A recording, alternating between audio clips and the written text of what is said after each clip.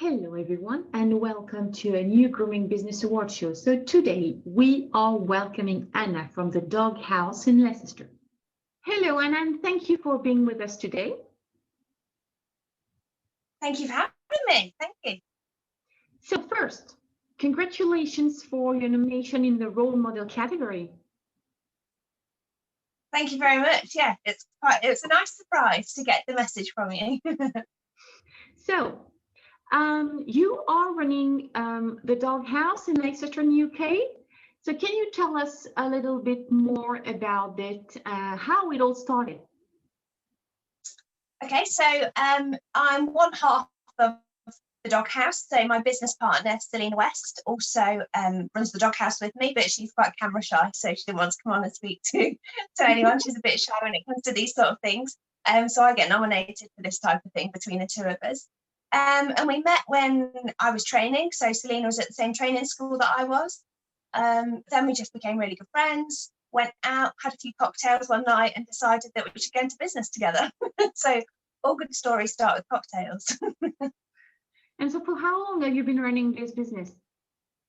Since 2017, so for 3 years now. 3 years, November just gone. Oh, well, a little late. Happy birthday then. Oh, thank you very much.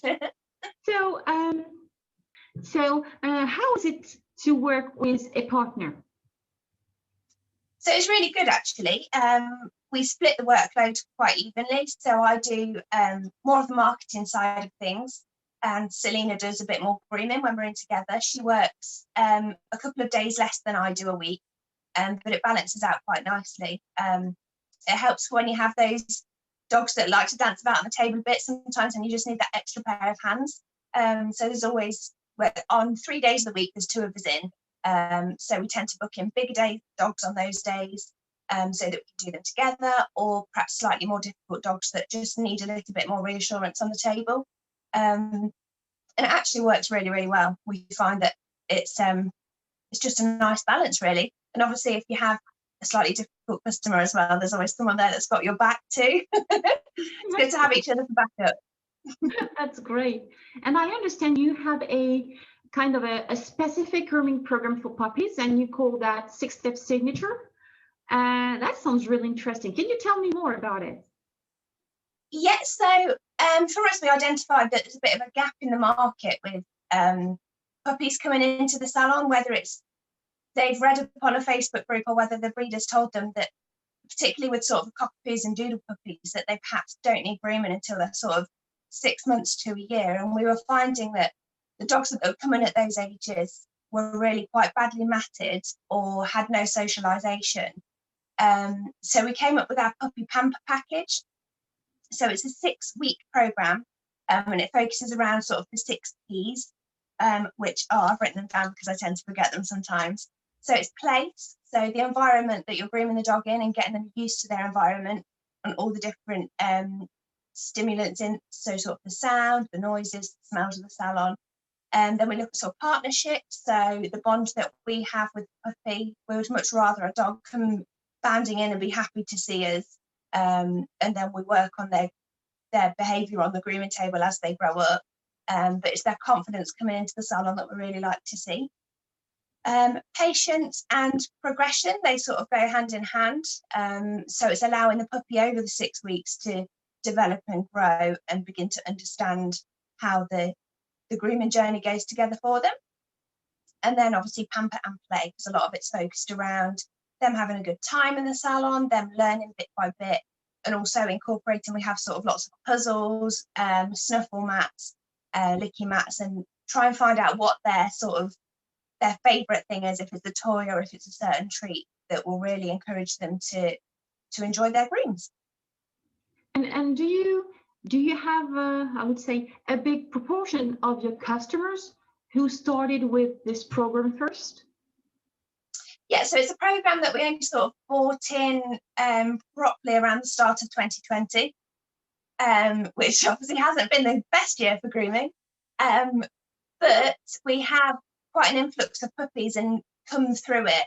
And obviously once that puppy's come with you and formed that bond, then you tend to find that they've stayed regular with us. So they're the customers that are staying on every 6 or 8 weeks for their regular grooming. And you can see the difference in the puppies that have come on through the programme. They're happy and confident to come in. They don't mind being handled. They quite enjoy being in the bath. So there's a marked improvement between dogs that come through the Puppy Pamper Package and puppies that are still being groomed a bit later on. Now, so definitely, of course, it improves the puppy's behavior. But do you think this also raise more awareness with the owners? Do you feel like they are more responsible with the grooming skills and everything than others? Yes, I think so.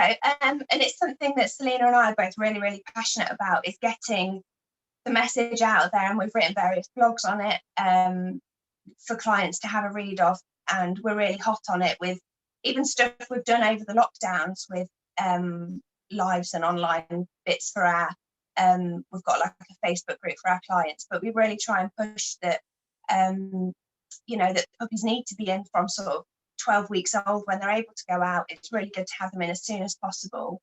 And also we arm our customers with all the information that they need to do at home to help look after their puppy's coat, and what they can do to sort of mimic the grooming environment so that the puppy knows the difference between having rough and tumble on the floor at home with mum and dad, and actually now we need to go to perhaps a different area of the house or up on a table where you're nice and safe and this is where the grooming happens, so that you're not confusing playtime with brushing time. Because we were finding that a lot of clients were coming to us and saying like, oh, my puppy's always biting the brush, or they think it's just a big game, or they'll grab the brush and run off with it. So it's helping them at home with how they can then build on it, really, because there's only so much as groomers that we can do. And it's a partnership between us and the owner that needs to go hand in hand to enable that journey to continue with their puppy until, like, to help them through coat change, to help them as they get older.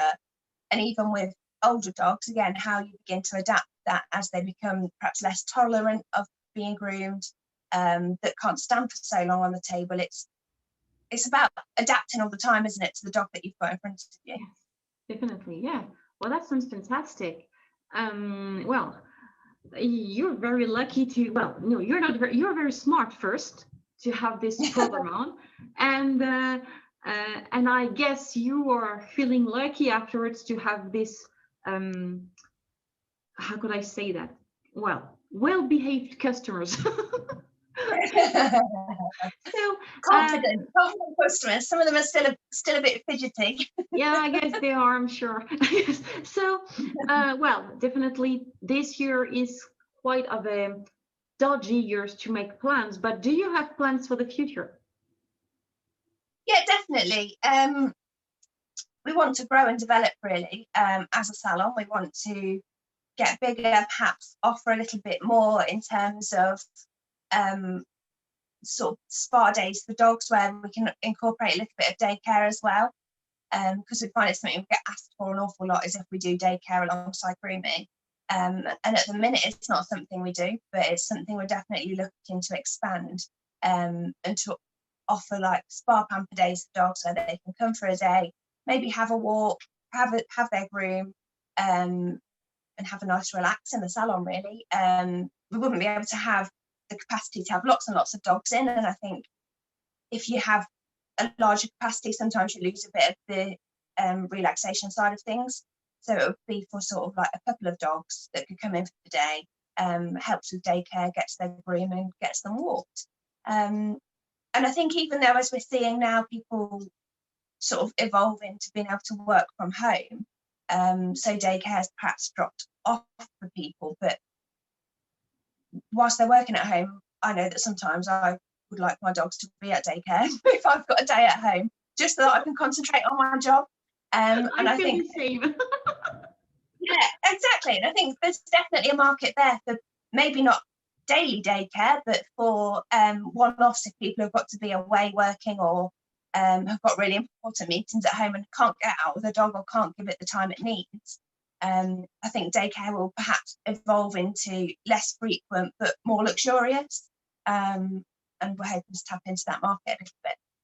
Yeah, that sounds nice. That sounds like a good plan.